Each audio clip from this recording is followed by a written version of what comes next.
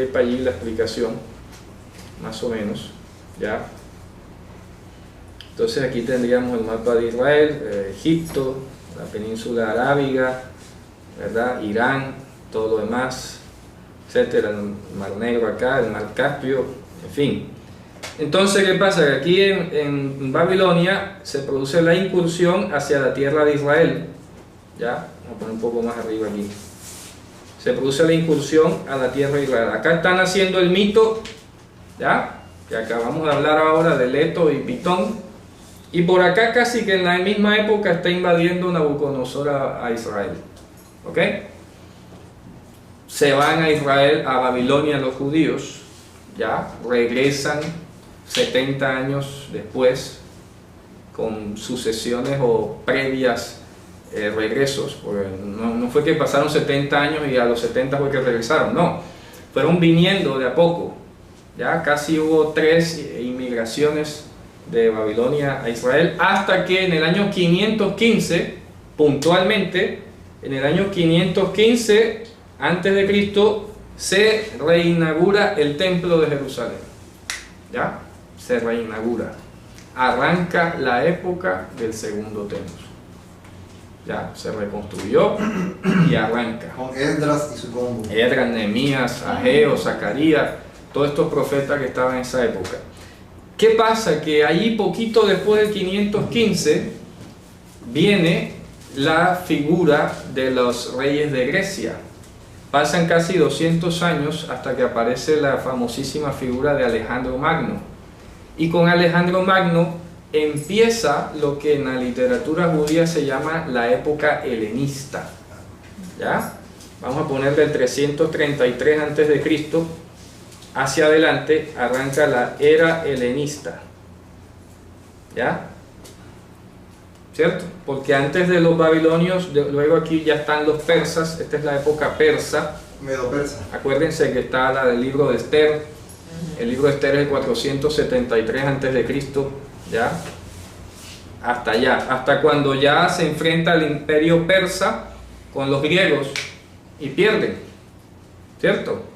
Las guerras médicas se llaman eso, ¿no? Pierden allí y se impone el imperio de Alejandro Magno, arranca la era helenista. Pero como todos sabemos que Alejandro Magno nada más vivió como 10 años, ¿ya? El reinado. Su reino, ¿no? De vida, o sea, de reinado como tal, de emperador. Por eso lo dice que duró 10 años, o sea, pero de reinado. De reinado, sí, exactamente. Viene, él muere y se reparten eso entre 4 generales. Ojo, ¿ya? 4 generales. Esos 4 generales terminan repartiéndose, los 2 que más nos interesan son los Ptolomeos en Egipto y los Seleucidas en Siria. Seleucidas en Siria. Israel queda en la mitad, ¿cómo les parece? ¿Ya? Aquí están los Ptolomeos, Israel está en la mitad y acá los Seleucidas en Siria. Entonces Israel se va a ver visto siempre en la presión de que yo te quiero para acá y yo te quiero para acá, ¿cierto? Efectivamente se produce una guerra y los Seleucidas vencen a los Ptolomeos y los Seleucidas se quedan con el control de la tierra de Israel y arranca lo que se llama la era Seleucida, ¿ya? Seleucida. ¿Ok? Bien. ¿Qué pasa? Que la era Seleucida termina con qué hecho concreto. ¿A quién se acuerda? Claro. Con La la destrucción. vida del rey Antíoco. Antíoco Epífanes IV, con la fiesta de Hanukkah, para que se ubiquen. La era helenista termina en el año 164 prácticamente antes de Cristo, con la guerra de los macabeos. Los judíos que están aquí, por la voluntad divina, porque a Dios le plació, porque eso no tenía ninguna esperanza de que ganaran, el ejército de Israel, o la guerrilla de Israel, o el movimiento independentista de Israel de esa época, como le quieran llamar, echaron a los Seleucidas, los derrotaron, ¿ya? En el 165, bueno, 165 porque el 164 arrancó el reposo como tal, vamos al 165. Ese año pelean, derrotan, ya en el año 164 al 163, ese año se declara Shemitah y arranca el reposo, arranca un nuevo periodo que es la era Hasmonea. La era Hasmonea. ¿Y cuándo terminó la era Hasmonea? ¿Quién se acuerda? Porque ya lo he dicho antes, pero pronto no nos acordamos. La era Hasmonea termina con el advenimiento del Imperio Romano a tierra de Israel, que es en el año 63 antes de Cristo. Claro, porque tomaron Judea como provincia y Claro. eso es un problema cultural. Los judíos suelen decir que tenían independencia. Casi 100 años. ¿Ah? ¿De dónde salen los hasmoneos? Los hasmoneos son una de las 24 clases sacerdotales de Israel. ¿Ya? Yehudá Maccabi, Johanán, que eran los líderes sacerdotales de la época del 160 y tanto, arrancan una lucha independentista cerca del año 173 más o menos, duran como 40 años allí, 10 años peleando, ¿cierto? Peleando hasta que terminan venciendo, ¿ok? Entonces la era Hasmonea dura, repito, son 100 años casi de independencia judía, ¿ya? Casi 100 años, donde el rey era sumo sacerdote. Ya ahí empiezan los problemas, ¿ok? Como que ahí no puede ser sacerdote. Claro, porque resulta que el problema quizás no hubiera sido problemático que el rey fuera sumo sacerdote. El problema es que el sumo sacerdote tenía que ser de la línea de Aarón. Y estos hasmoneos eran levitas, pero no eran de la familia de Aarón. ¿Ya? Entonces ellos, como fueron los que gestaron la independencia del país, y todo, y el liderazgo y todo era indiscutible, entonces el pueblo se puso una venda y dijeron, bueno, sean ustedes sumos sacerdotes. Ya ahí arrancaron los problemas. Porque eso produjo el advenimiento o el surgimiento de una secta interesantísima y determinante, importante, digamos, para el estudio de Apocalipsis, que es la secta de los esenios. ¿Ya? Los esenios, cuando suben los hasmoneos, los esenios se van a las montañas de Qumran. Acuérdense los rollos de Qumran, los pergaminos de Qumran. Bueno, eso es de ellos. Los levitas, que eran auténticos, que eran los propios, se van. Unos cogen para Egipto y otros se van a las montañas de Qumran. Diga, hermano. No, que me llama la atención que ese movimiento era de levitas. Sí. Y sin embargo el rey tenía que ser de la tribu de Judá. Sin embargo, eso también es otra cosa de quebrantar. Vuelvo y te digo, quizás habría pasado más que el rey fuera sacerdote, pero que el sacerdote fuera los hijos de Aarón. Tal vez así pasaba un poco, ya era menos problemático, porque era más fácil respetar el orden sacerdotal que el orden de David. ¿Me explico? Claro. Quebrantaron ambos. Pero resulta que ambos estaban quebrantados aquí, estaba supremamente mal la situación. Entonces es en la era Hasmonea donde o cuando empieza a surgir lo que se llama la literatura de Qumran. ¿Está claro? ¿Ya? Sale este grupo molestísimo por lo que pasó a continuación de la independencia. Pero ¿cómo así? ¿Qué les pasa? Estos esenios sí tenían descendencia de Aarón. Claro, sí, tenía, O sea, claro. era, reclamando lo suyo. Claro, están diciendo, bueno, pero pueda que tengan el mérito, pueda que hayan hecho, pero las cosas son como son. ¿Ya? Por eso se fue. Entonces, una parte de esos levitas se va para la ciudad egipcia de Leontópolis, y esa es la razón por la que María se va a Egipto. Probablemente tenía familia allá. Acuérdense que María era levita, ¿no? ¿Ya? Era prima de Elizabeth, de las hijas de Aarón. ¿Ya? De las hijas de Aarón era Elisheba, eran primas, así que se puede inferir que Miriam era de las hijas de Aarón, ¿cierto? Se van a Egipto porque allá probablemente hay familia. Ellos no se fueron a un país extranjero así a la loca. ¿Me explico? Y en la ciudad de Leontópolis, en Egipto, habían construido los levitas del lugar un templo emulando el templo de Jerusalén. Claro, ya, para que sepan.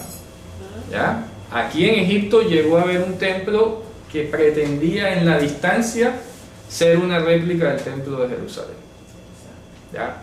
Y el resto que no se fue para Egipto se fueron a las montañas del Mar Muerto, ahí en las orillas del Mar Muerto. Y de allí es donde surge entonces lo que se llama la literatura apocalíptica judía. ¿Ya? De eso que se fueron para De aquí, el pueblo. de los que se fueron de la era Hashmonea para las montañas de Qumran, de allí, de esa biblioteca de Qumran, es donde se tiene el vestigio más antiguo de la literatura apocalíptica después de Daniel. ¿Me explico? Porque Daniel es el libro más antiguo bíblico, que tiene ese tinte apocalíptico. Entonces, ¿qué pasa? Que hay algunos críticos que se atreven a decir que Daniel fue escrito en la época helenista. ¿Ya? Ahí es donde algunos liberales fallan o se tropiezan un poco, ¿no? Porque se atreven a ir a decir, no, es que Daniel lo escribieron fue después de los eventos, que él no estaba viendo nada futuro, sino que todo lo que estaba viendo simplemente lo disfrazó de muñequitos, a manera de animales y bestias y cosas, pero ya eso estaba pasando. ¿Me explico? Hombre, eso sería ir en contra del testimonio bíblico. Entonces hay algunos que muy astutamente dicen, bueno, Daniel está partido en dos. Una parte sí reconocemos que fue escrita en la antigüedad, en la época de Babilonia, que va del capítulo 1 al capítulo 6. Pero la otra parte, la que es netamente apocalíptica, que es del 7 al 12, esa se escribió en la época helenista. Así hacen esa jugada también. Entonces luego dicen que fue el pueblo judío el que unió los dos libros, los ató con un solo nombre y le puso Daniel. Hermano, una pregunta. Eso es tanto como lo que ocurre con una parte de Génesis que dice que una parte, perdón, de Isaías, Es correcto. que una parte le dijeron aquí los últimos textos Es lo hacen. correcto, sí, del Y 1 como- al 39 y del 40 al 66. Y por eso es que del 55 adelante tiene una parte apocalíptica Sí. también Isaías, y dicen que la hicieron después y que la Claro, y quedó miedo. Pero no es cierto, todo eso- lo hizo Isaías, ¿verdad? Es correcto, eso es allí lo que nos va a distinguir a nosotros de los teólogos liberales. Porque mientras el teólogo liberal le da prevalencia a esas teorías que no tiene cómo probarlas, porque él no está allí para ver, yo vi cuando amarraron los dos libros y lo pusieron en uno solo, ¿ya? Eso es pura inferencia que él hace, puras conclusiones o especulaciones que hace, porque se encuentra con paralelismo, se encuentra con un lenguaje similar y se le ocurre entonces venir a decir, no, que eso lo escribieron fue en esta época. Hombre, hasta allá tampoco. ¿Me explico? ¿Qué le cuesta aceptar que efectivamente Daniel sí tuvo visiones del futuro? ¿Ok? Bien, eso es irrelevante en este caso. Sabemos que la escritura es inspirada por Dios y que esos cuentos liberales no caben aquí. El asunto aquí entonces es que en esta literatura de Qumran, que surge en la era Hashmonea, ¿ya? En Qumran, también al mismo tiempo para esta época empiezan a surgir el partido fariseo. Entonces tendríamos un enfrentamiento inicial entre esenios y fariseos. ¿Ya? No están establecidos como tal, así institucionalizados, pero ya se comienzan a polarizar las posturas. ¿Ok? Porque entonces, cuando se logra la independencia de Israel, no existía nada de eso de fariseo, ni de esenio, ni saduceo, ni nada. Antes existían un grupo nacionalista que se llamaban los Hasidim. ¿De acuerdo? Los Hasidim. ¿Ok? Era un movimiento nacionalista judío, ya. ¿Quiénes eran los así? Pues vuelvo y te digo, un movimiento nacionalista judío. Grupo de guerrilleros que se reunieron ¿Cómo con... se identificaban? ¿Con qué? ¿Qué hacían? No tenía una causa teológica ni nada, simplemente la defensa de la independencia de Israel. No eran religiosos. No eran religiosos. Ah, Que ahí habían levitas mezclados con guerrilleros, con nacionalistas, Revolucionarios. revolucionarios. Era la izquierda. La izquierda, La izquierda la oposición, del imperio. claro, ¿ya? Cuando ya El logran, liberalismo. es correcto, ya cuando echan afuera a los seleucidas y queda establecido el régimen hasmoneo, ahí vienen los descontentos, las decepciones las distancias, etc. Y los dos primeros grupos que se forman son los esenios y los fariseos. Ya, son los dos primeros. Bueno, y habría que meter el resquicio de los helenistas, ¿ya? Porque no vamos a ignorarlos. Acuérdense que el libro de los Macabeos dice que muchos judíos se habían hecho al modo de vida helenista. Entonces vamos a meter los helenistas. Yo no los meto usualmente porque son irrelevantes en este caso. No le aportan nada a la discusión teológica ni nada. O sea, estos son X aquí, esos son 0 a la izquierda ahí. Eran como Somos filósofos. ¿Ah? Se volvieron como filósofos. Sí, también. la vida es buena, disfruta la vida mediterránea, come bien, etc. Esa explicación es buena, hermano, porque en el libro de Hechos muchas veces aparece que llegaron unos griegos Claro, y creen que llegaron de allá de los- Grecia. sí, sí, de Está los hablando gentiles. de judíos helenistas. claro, judíos helenistas, claro que sí. Entonces vamos a quitar al helenista aquí porque nos estorba un poco, ¿ya? Y vamos a concentrarnos entre esenios y fariseos. Entonces los esenios producen la literatura de Qumran, ¿ok? Y resulta que es aquí donde se desarrolla fortísimamente la literatura apocalíptica, como ya lo había dicho ahora. Literatura apocalíptica. Es decir, que va a estar basada o tomando como modelo a Daniel, ¿ya? El libro de Daniel, pero va a ser su propia producción, ¿ok?